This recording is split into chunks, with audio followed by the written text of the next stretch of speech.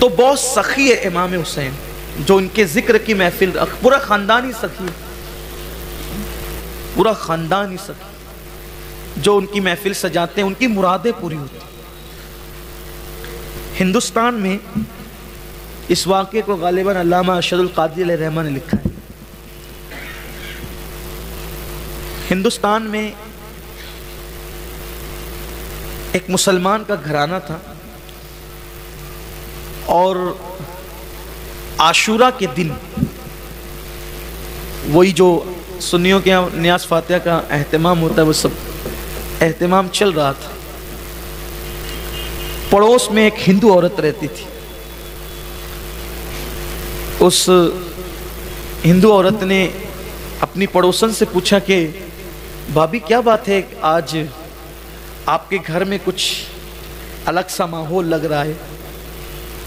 تو انہوں نے کہا کہ ہاں، ہمارے نبی کے نواسے آج محرم کی 10 تاریخ ہے، میدان کربلا میں وہ شہید ہوئے، تو آج ہم نے ان کی نیاز کی شربت کی محفل رکھی ہے، بچوں میں ہم تقسیم کرتے ہیں، لوگوں کو کھلاتے پلاتے ہیں۔ تو اس ہندو عورت نے پوچھا کہ بھابھی یہ بتائیں کہ یہ امام حسین آپ کے جو نبی کے نواسے ہیں، کیا ہے ان کی، کیا شان ہے، کیا خاندان یہ ہے؟ تو اب اس نے بتانا شروع کیا کہ حضور علیہ السلام کی ایک بیٹی تھی، اور ان کے یہ بیٹے تھے، وہ بیٹی بڑی سخی تھی، ان کے دروازے پر جو بھی مانگنے کے لیے آتا وہ کبھی انکار نہیں کرتی تھی، دے دیتی تھی۔ بلکہ ایک عید کے دن ایک عورت آئی ان سے ملنے کے لیے، عید کا سلام کرنے کے لیے، تو اس کی گود میں ایک بچہ تھا، اس بچے کے کپڑے پھٹے ہوئے تھے، تو ہمارے نبی کی بیٹی سیدہ فاطمہ نے پوچھا کہ بی بی تیرے بیٹے کے کپڑے کیوں پھٹے ہوئے ہیں؟ تو کہا کہ ہم لوگ غریب ہیں، میں آپ کو اس لیے سلام کرنے آئی ہوں۔ سلام کرنے کا ایک مقصد ہے، اور دوسرا مقصد یہ ہے کہ آج عید کا دن ہے، آپ نے اپنے بچوں کو نئے کپڑے پہنائے، تو نئے کپڑے پہنانے سے پہلے جو کپڑے پرانے آپ نے اپنے بچوں کو پہنائے تھے، تو میرا بچہ بھی آپ کے بچوں کے ہم عمر ہے، تو جو اتارا کپڑا ہے وہ اتارن لینے آئی تھی کہ کم از کم حسنین کا اتارا پہنا دوں گی، عید کے دن پھٹے کپڑوں سے تو اچھا ہی ہے کہ حسنین کا اتارا پہنا دوں گی۔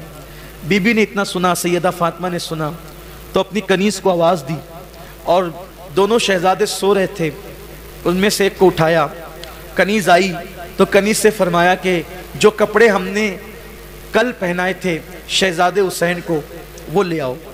جب وہ کنیز لے کر آئی تو اتنے ٹائم میں جو عید کے دن کپڑے امام حسین کو پہنائے تھے وہ اتارے، اور وہ اتار کر جو نئے کپڑے تھے وہ اس غریب کو دے دیا، اور جو پرانے کپڑے تھے وہ پہنا دیا۔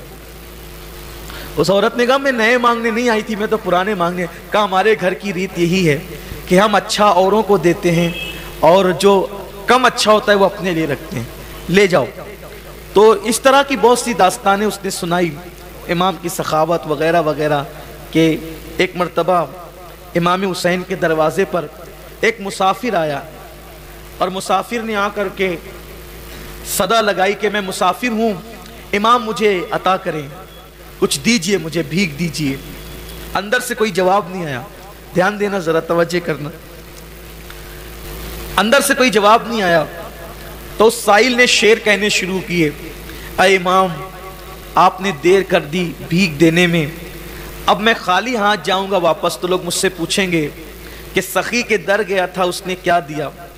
اگر یہ کہوں کہ دیا تو جھوٹ، اور یہ کہوں کہ نہیں دیا تو آپ کی یہ شان نہیں۔ بس اس نے یہ شعر کہہ کہ وہ چپ ہوا۔ امام نے اس دور میں اس کو 10,000 درہم بھجوائے۔ کتنے؟ 10,000 چاندی کے سکے، اور ساتھ میں شعر لکھا، اے سائل یعنی مانگنے والے، تو نے جلدی کر دی ہے، اے سائل تو نے جلدی کر دی ہے، تو نے انتظار نہیں کیا، اگر تو انتظار کرتا تو اس سے بہت کچھ میں دیتا، لیکن تو نے عجلت کی، گھائی مچائی تو نے، اس لیے میں نے اتنا ہی دیا۔ کتنا؟ 10,000، اتنا ہی دیا، بہت تھوڑا ہے یہ، اس لیے اب بھول جا کہ تو نے کچھ ہم سے مانگا تھا، اور ہم بھی بھول جاتے ہیں کہ ہم نے کچھ دیا ہے، اس لیے کہ جو دیا ہے وہ ہم نے اپنی شان کے مطابق نہیں دیا ہے۔ 10,000 دے کر کہتے ہیں کہ تو یہ مت کہنا کہ تو نے مانگا، اور یہی مت کہنا کہ ہم نے دیا، اگر تو جلدی نہیں کرتا تو اس سے بہت زیادہ دیتا۔ تو جس کا کم اتنا ہو اس کا زیادہ کتنا ہو، جس کا کم اتنا اس کا، یہ ہے ان کی سخاوت، یہ ان کی شان ہے۔ تو یہ ساری داستان جب اس ہندو عورت نے سنی تو سننے کے بعد اس نے کہا اے کربلا والے تو بڑا سخی ہے، میں تجھ سے کچھ اور نہیں مانگتی، لا ولد ہوں، بس اپنے گھر میں ایک بیٹا مانگتی، کچھ نہیں مانگتی، بس اپنے گھر میں ایک بیٹا، مجھے ایک بیٹا عطا کر دے۔ علامہ ارشد القادری علیہ رحمہ لکھتے ہیں، یہ کہے کہ وہ رو پڑی، اور اس کے بعد آئندہ ماہ محرم آنے سے پہلے پہلے اللہ تعالیٰ نے اس کے گھر میں اولاد عطا کر دی۔ پھر بزرگوں نے کہا، بزرگوں کے اقوال انہوں نے نقل کیے کہ آج بھی، یعنی جب تک کی بات لکھ کہ آج بھی، حالانکہ وہ خاندان برہمن خاندان ہے، مگر امام حسین علی جدی والی سلام کا جیسے ہم لوگ ذکر کرتے ہیں اور ان کا اہتمام کرتے ہیں، وہ لوگ بھی اس کا اہتمام کرتے ہیں۔ ان کا ماننا یہ ہے کہ ہمارے گھر میں جو اولاد ہوئی ہے وہ امام حسین کے صدقے میں ہوئی، اور ابھی بھی امام علی مقام کی یہ کرامت ہے کہ جب ان کی شہادت پڑھی جائے، ان کا ذکر کیا جائے، ان کی محفل سجائی جائے، انسان جو مراد اپنے دل میں لے لیتا ہے، آنے والے سال سے پہلے اللہ اس کی مرادیں پوری فرما دیتا ہے۔ یہ امام حسین علی جدی علیہ السلام کے ذکر پاک کی برکت ہے، کیونکہ بات یہ ہے کہ یہ گھرانے کو اللہ نے جتنی سخاوت دیا ہے، اتنی سخاوت اللہ تعالیٰ نے کہیں نہیں دی۔ اس گھرانے کے اندر اللہ تعالیٰ نے جو سخاوت رکھی ہے، وہ سخاوت کا جذبہ کہیں اور آپ نہیں پائیں گے میرے پیارے آقا صلی اللہ علیہ وسلم کے پیارے دیوانوں۔ اس لیے آپ اپنے گھر میں امام حسین کی محفل کا انعقاد کیجئے، گھر والوں کو لے کر کے بیٹھیے، ہو سکے تو ماہ محرم کا پروگرام لگائیے، ماہ محرم کا پروگرام لگا کر کے سنیے، اور درود شریف کا ختم رکھیے، قرآن شریف کی تلاوت کیجئے، روزوں کا اہتمام کیجئے، اور یہ جو واٹس ایپ پر سارے خرافات چل رہے ہیں، یہ نہیں ہونا چاہیے، وہ نہیں ہونا چاہیے، سب کو چھوڑیے، اس لیے کہ ہماری قبر میں ہم اکیلے جائیں گے اور دوسرے اپنی اپنی قبروں میں اکیلے جائیں گے۔ یاد رکھیے، میں اور آپ کیا، سیدنا فاروق اعظم جیسی ہستی نے کہا کہ یا علی آپ کی بیٹی ام کلثوم کا نکاح کر دیجئے، تو یہ مولا مشکل کشا نے کہا کہ وہ اس کی عمر بہت چھوٹی ہے، چھوٹی عمر کی ہے وہ۔ اب آپ اندازہ کریں حضرت ام کلثوم کی عمر کتنی کم رہی ہوگی۔ حضرت علی مرتضیٰ سے فاروق اعظم رضی اللہ تعالیٰ کی عمر کم و بیش 18 سال زیادہ تھی۔ کتنے سال؟ حضرت علی سے حضرت عمر کی عمر کتنی زیادہ تھی؟ کم و بیش 18 سال۔